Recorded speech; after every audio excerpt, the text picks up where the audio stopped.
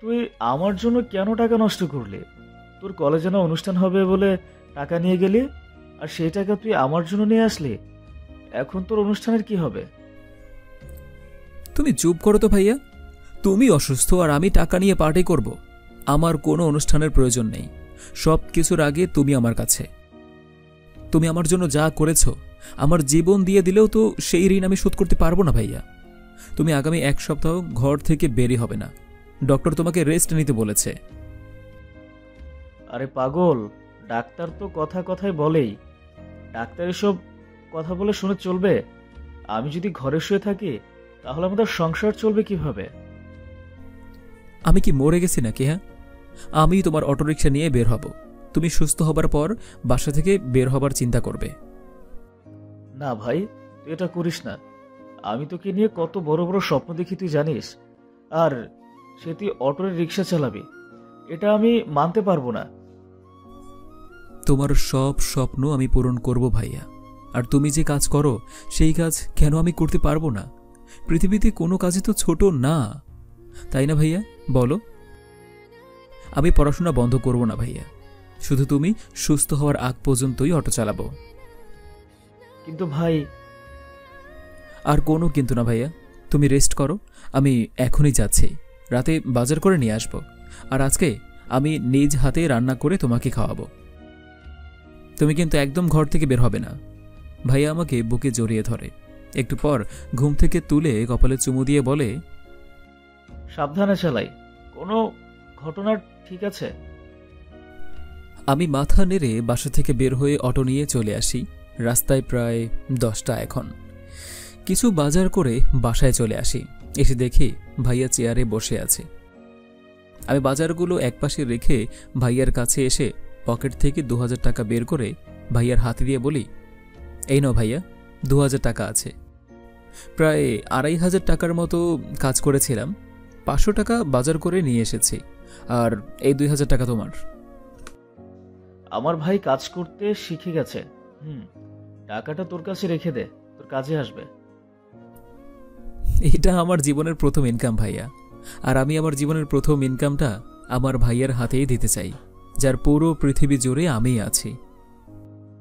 অনেক বড় হয়ে গেছিস তুই। হ্যাঁ ভাই, আমার বুকে আয়। ভাইয়া আমাকে বুকে জড়িয়ে ধরে। তখনই ঘাড়ে গরম কিছু পড়তে লাগলো। বুঝতে পারলাম ভাইয়া কান্না করছে। ভাইয়ার ঘুম থেকে উঠে চোখের পানি মুছে দিয়ে বলি যে, ভাইয়া কান্না করছো কেন তুমি? এটা কষ্টের কান্না নয় ভাই, আমার ভাই তার জীবনের প্রথম ইনকাম আমার হাতে দিয়েছে, তাই খুশিতে চোখে পানি চলে আসছে। আছে, আবার কান্নাকাটি এখন বন্ধ করো। আমি যে রান্না করছি, তুমি এখান থেকে উঠবে না কিন্তু। ভাইয়া মুচকি হাসে। আমি বাজার নিয়ে চলে আসি রান্নাঘরে। রান্না শেষ হতে হতে প্রায় 10টা বেজে যায়। এরপর 2 ভাই একসাথে রাতের খাবার খেয়ে নেই। খাওয়া দাওয়া শেষ করে 2 ভাই একসাথে বসে গল্প করছি। তখনই মোবাইলটা বেজে ওঠে। মোবাইল হাতে নিয়ে দেখি মেধা কল করেছে। ভাইয়া আমার দিকে তাকিয়ে হাসছিল। কিরে, মোবাইলের দিকে তাকিয়ে আছিস কেন? কল রিসিভ কর। তোর কোন মেয়ে বান্ধবী ফোন দিয়েছে তাই না? আমার সামনে রিসিভ করতে চাইছিস না? মেয়ে বান্ধবী কোথা থেকে আসবে ভাইয়া? আমার কলেজের একটা ফ্রেন্ড ফোন দিয়েছে। আমি ভাইয়ার কথা শুনে মুচকি হাসি। ভাইয়া উল্টো দিকে ঘুরে ঘুমিয়ে পড়ে। আমি দরজার কাছে এসে কলটা রিসিভ করে ফিস ফিস করে বলি, এখন ফোন করলি যে? কেন, আমি তোমাকে এই সময় ফোন করতে পারি না নাকি? না তা নয়, আসলে ভাইয়া না আজকে আমার সাথে শুয়েছে। কেন ভাইয়া নিজের রুমে রেখে তোমার সাথে শুয়েছে কেন? ভাইয়া আমাকে খুব ভালোবাসে তো, তাই মাঝে মাঝে আমার সাথেই ঘুমায়। ভাইয়ার সামনে কথা বলতে তোমার সমস্যা হবে না? ভাইয়া মনে হয় ঘুমিয়ে পড়েছে, সমস্যা নেই, বলো। রাতে খাবার খেয়েছো? একটু আগেই খেলাম, আমি রান্না করেছি জানো। আচ্ছা তাই নাকি, তা কি রান্না করলে শুনি? অনেক কিছু রান্না করেছি, গরুর মাংস, বড় বড় রুই মাছ, আর সাথে অনেক রকমের সালাদ। বাহ, তাহলে তো খুব ভালো। বিয়ের পর আমাকে রান্না করে খাওয়াবে কিন্তু। ঠিক আছে, খাওয়াবো, সমস্যা নেই। আচ্ছা শোনো না, ভাইয়া নড়াচড়া করছে, মনে হয় উঠে যাবে। আমি তোমাকে কালকে ফোন করব, হ্যাঁ? আর আমি কলেজে আসতে পারবো না, কিন্তু ভাইয়ার সাথে ভাইয়ার অফিসে যাব। হঠাৎ তুমি ভাইয়ের অফিসে কেন যাবে? আর কয়েক বছর পর সবকিছু তো ভাইয়া আমাকেই বুঝিয়ে দেবে, তাই না? তাই আগে থেকেই সবকিছু বুঝে নিতে চাইছি আর কি, যাতে পরে কোনো সমস্যা না হয়। কতদিন কলেজে আসবে না তুমি? এই 6 থেকে 7 দিন। তবে সমস্যা নেই, সময় করে আমি তোমার সাথে ঠিকই দেখা করব। ঠিক আছে, তাহলে এখন ঘুমিয়ে পড়ো। আর কাল মনে করে কল করবে কিন্তু। বাঁধন ঠিক আছে বলেই কল কেটে দেয়। আমিও ঘুমিয়ে পড়ি। পরদিন সকালে ভাইয়ের সাথে একসাথে নাস্তা করে আমি অটো নিয়ে বের হয়ে যাই। প্রায় দুপুর এখন। একটা জায়গায় বসে আছি, হঠাৎ পিছন থেকে চীনা কণ্ঠে বলে, এই অটো যাবে? অটোতে বসে থাকা ব্যক্তিটির পিছনে ঘুরতেই আমার পুরো পৃথিবী ওলটপালট হয়ে যায়। অটোতে বাঁধন বসে আছে। বাঁধন, তুমি অটো চালাচ্ছ? এটাই কি তাহলে তোমার ভাইয়ের অফিস? মেধা, তুমি এখানে? বিশ্বাস করতে পারছো না তাই না আমাকে এখানে দেখে? তুমি কাল রাতে আমাকে বললে আমি আজ তোমার ভাইয়ের অফিসে যাব, আর এখন তুমি অটো নিয়ে বসে আছো। তুমি তাহলে সব আমাকে মিথ্যে বলেছো? তুমি একজন অটোওয়ালার ভাই? মেধা, আসলে আমি... চুপ কর মিথ্যাবাদী। আর কত মিথ্যে বলবি তুই? আর কি বলার বাকি আছে তোর? কার কত বড় বড় কথা, তাই না? ভাইয়া বড় ব্যবসায়ী, পোলাও মাংস আরো কত কিছু দিন এক খাবার খাওস। একজন অটোওয়ালার ভাই হয়ে সাহস হয় কি করে আমার সাথে প্রেম করার? 2 টাকার অটোওয়ালার ভাই হয়ে আমার সাথে আসছিস প্রেম করতে তুই? মেধা, যা বলার আমাকে বলো। আমার ভাইকে নিয়ে একটাও কথা বলবে না। 100 বার বলবো, তোর ভাই তোকে মানুষ করতে পারেনি। একটা মানুষও তৈরি হয়, একটাও মানুষ তৈরি করেছে।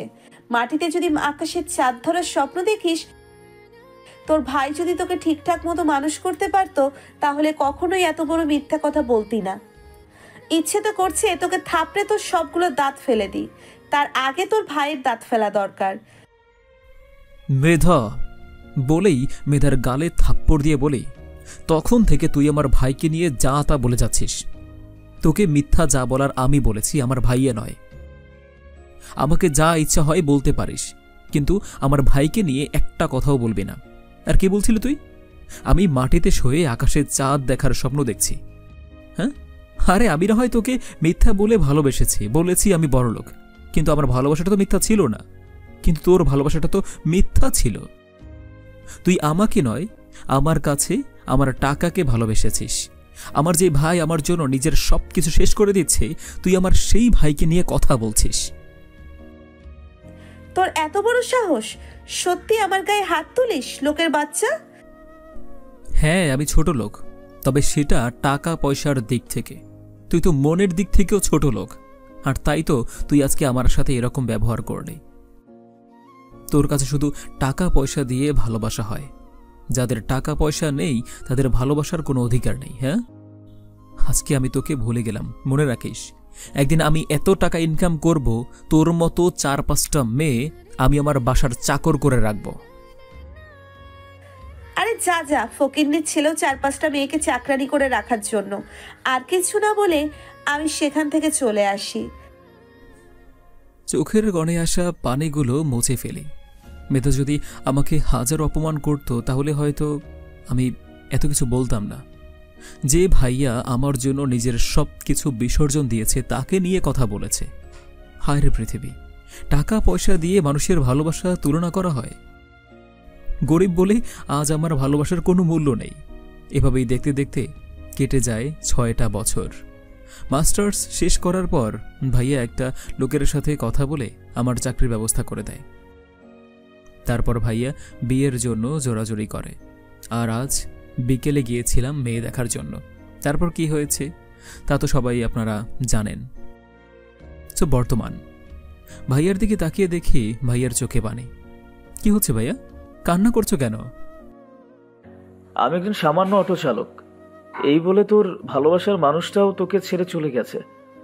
আমার জন্য ভালোবাসার মানুষটাকে ছেড়ে দিলে ভালোবাসিস তুই আমাকে অনেক। তোমাকে ভালো না বাসলে কাকে ভালোবাসবো? হ্যাঁ, তুমি আমার জন্য এখন পর্যন্ত বিয়েটাও করনি। চুল দাড়ি সবই তো একদম পেকে গিয়েছে। তুমি কেন বিয়ে করনি আমি বুঝিনি বলে মনে করেছো? হ্যাঁ, আচ্ছা, সবকিছু বুঝে গেছে। কি বুঝিস বলতো?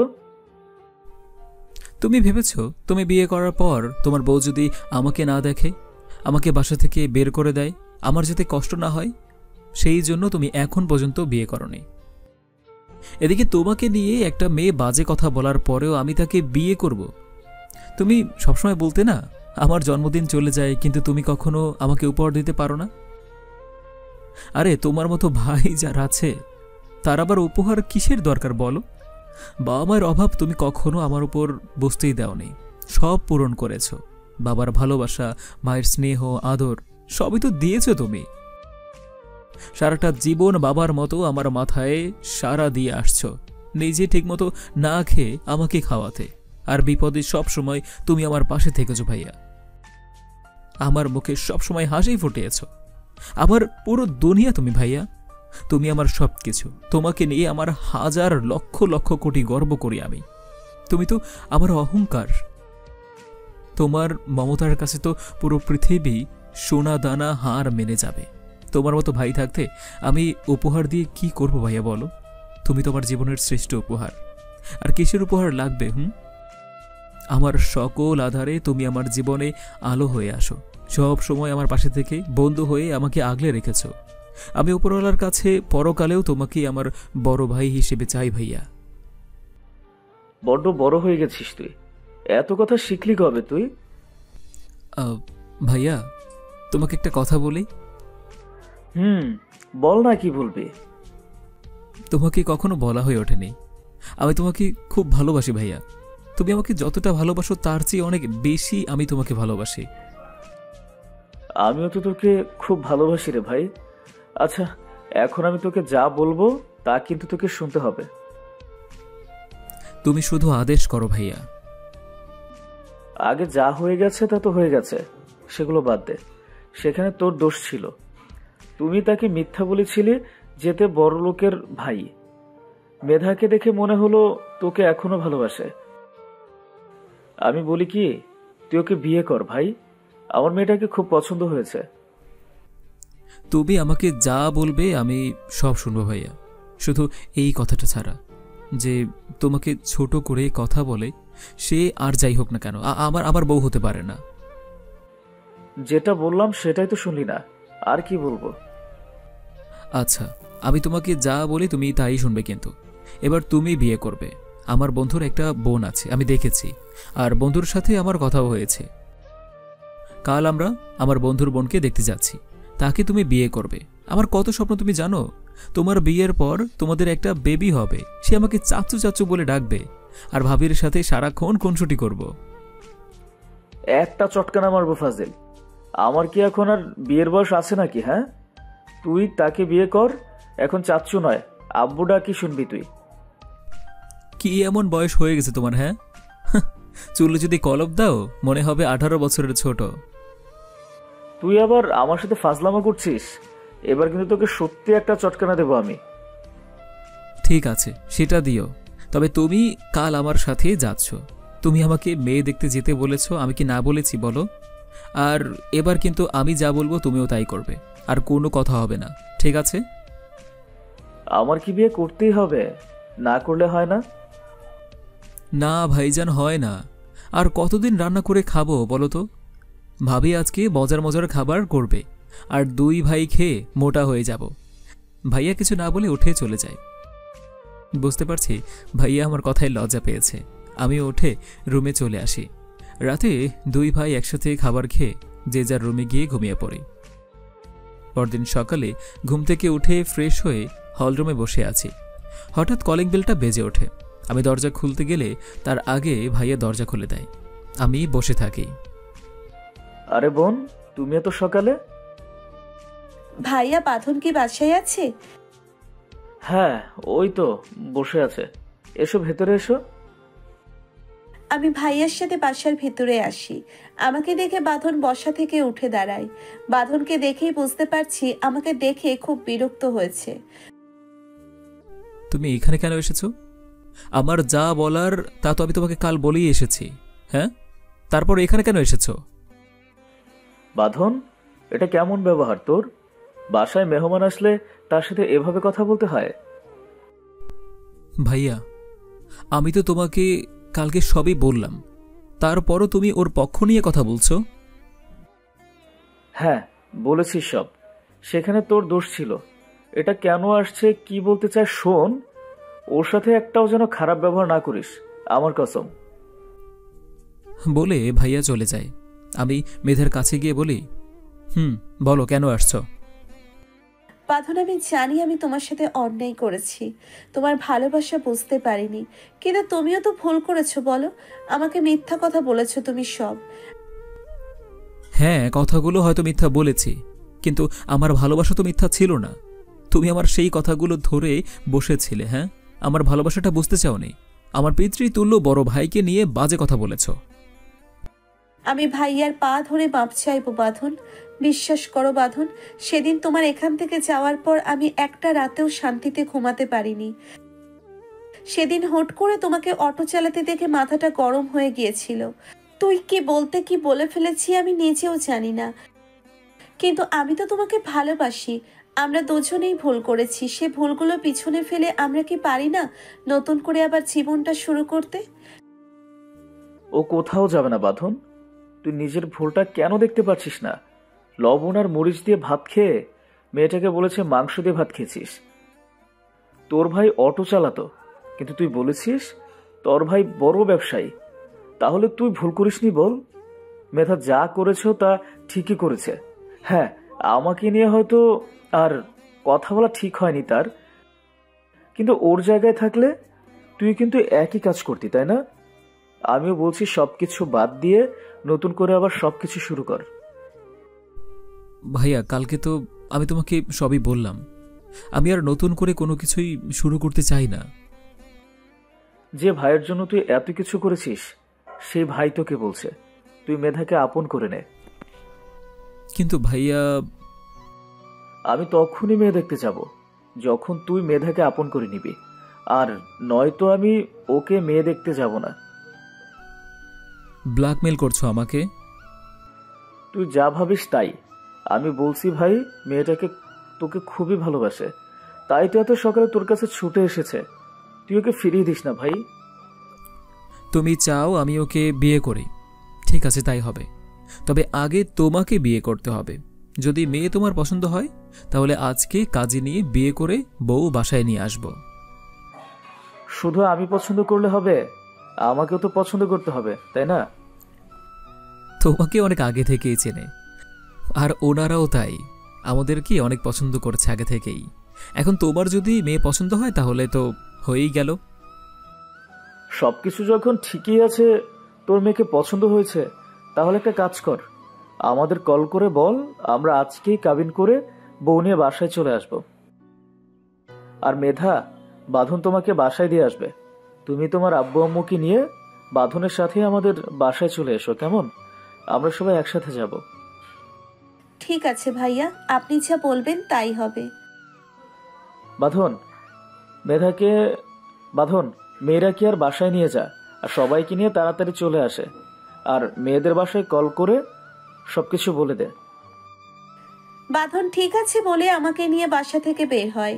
এরপর মেয়ের বাসায় কল করে সব কিছু বলে, রাজি হয়ে যায়। বাঁধন গাড়িতে উঠতে বললে আমি বলি, তোমার কাছে বাইক নিয়ে? আছে তো, কেন? তোমার কাছে বাইক নেই? কতদিন তোমাকে জড়িয়ে ধরি না, বাইকের পিছনে উঠলে অন্তত তোমাকে জড়িয়ে ধরে বসে থাকতে পারবো। ঠিক আছে, তুমি একটু অপেক্ষা করো, আমি গ্যারেজ থেকে বাইকটা নিয়ে আসছি। বলে আমি গ্যারেজে বাইক নিয়ে চলে আসি বাসার সামনে। মেধা আমার কাঁধে হাত রেখে বাইকের পিছনে উঠে বসে, আমাকে শক্ত করে জড়িয়ে ধরে, আমার পিঠে মাথা রাখে। আমি মুচকি হেসে বাইক চালাতে থাকি। কিছু সময়ের মধ্যে চলে আসি মেয়েদের বাসায়। আমাকে দেখে রহমান সাহেব কুশল বিনিময় করে। এরপর আমি ওনাকে সবকিছু বলি। সব শুনে উনি অনেক খুশি হয়। আব্বু আম্মু, তোমরা কি রেডি হয়ে আসো? আমরা বাঁধনের ভাইয়ের বিয়েতে যাব। আব্বু আম্মু চলে গেলে আমি বাঁধনকে বলি আমার রুমে আসো। তুমি এখন চেঞ্জ করবে, আমি তোমাকে কি করব? আমাকে শাড়ি পরতে সাহায্য করবে, আমি একা একা শাড়ি পরতে পারি না। একটু বেশি বেশি হয়ে যাবে না? দর্শক কি ভাববে বলো তো? দর্শক কোনো কিছুই ভাববে না। আমাদের কিছু রোমান্টিক সিন না দেখলে দর্শক তো কষ্ট পাবে। বাঁধন মুচকি হাসে।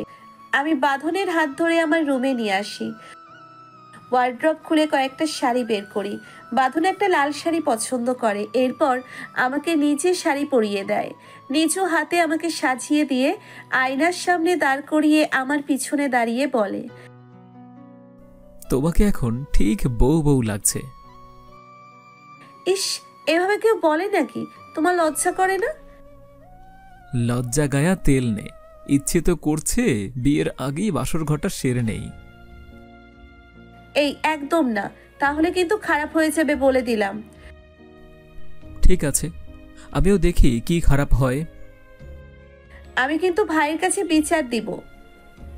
না, তাহলে থাক, ভাইয়া তো এখন তোমার খুব ভক্ত হয়ে গেছে। বাঁধন, তুমি আমাকে মন থেকে মাফ করেছো তো?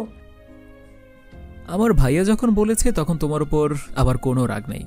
আমার পুরো পৃথিবী জুড়ে আমার ভাইয়া, সেই ভাইয়া বলেছে তোমাকে রাখতে, এখন কি করে আর দূরে রাখি বলো?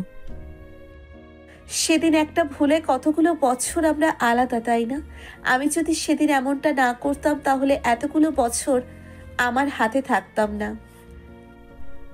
যা হয়েছে সব ভুলে যাও। ওই যে একটা কথাই আছে না, রাত গায়া সো বাত গায়া। আমাদের জীবনে নতুন সূর্যোদয় হয়েছে, যে সূর্য কিরণ নিয়ে আমরা বাকিটা জীবন কাটিয়ে দেব। তাহলে এতগুলো বছর আমরা আলাদা হয়ে থাকতাম না। তোমার মনে পড়ে আমাদের সেই কলেজ লাইফের যে দিনগুলোর কথা? কত সুন্দর মুহূর্ত কেটেছে আমাদের জীবনে। সেদিন যদি এরকম না হতো তাহলে হয়তো এতদিন আমি তোমার বউ হয়ে যেতাম। আর কি বলো? না, বলবো না, আমার লজ্জা করছে। ওলে আমার লজ্জাবতী রে। আচ্ছা, আমি বলছি তুমি কি বলতে চাইছো। এতদিনে আমাদের দু একটা বেবি হয়ে যেত, তোমাকে আম্মু আর আমাকে আব্বু বলে ডাকতো, এটাই তো বলতে চাইছো? হ্যাঁ, আমি আর কিছু না বলে লজ্জা পেয়ে বাঁধনকে মুক্ত করে কতগুলো বছর বাঁধনের বুকে আজ মাথা রাখলাম। এতদিনের সকল কষ্ট এক মুহূর্তে দূর হয়ে গেল। এই যে মিয়া ভাইরা, আপনারা আর কিতা হনবার চান? প্রথমত ভাইয়ের বিয়ে হইবে, এরপর আমার আর বাঁধনের বিয়ে হইবে, তারপর কিতা হইব সেটা কি আর কন লাগবো? আন্নিরা বুঝেন না কিতা হইতে পারে? বুঝলে বুঝপাতা, না বুঝলে তেজপাতা। আয়ের কইতাম হারতাম না, আর অনেক লজ্জা করতে আছে। অন্যের যদি হনবাড়ি চান তাহলে কইবা মনে আগামী 33 তারিখে। আইসকা আরা আই আড্ডির হগুলোতে বলতে ভালো থাকবেন। টাটা, বাই বাই, আল্লাহ হাফিজ। ঘুমায় পড়েন। হা হা।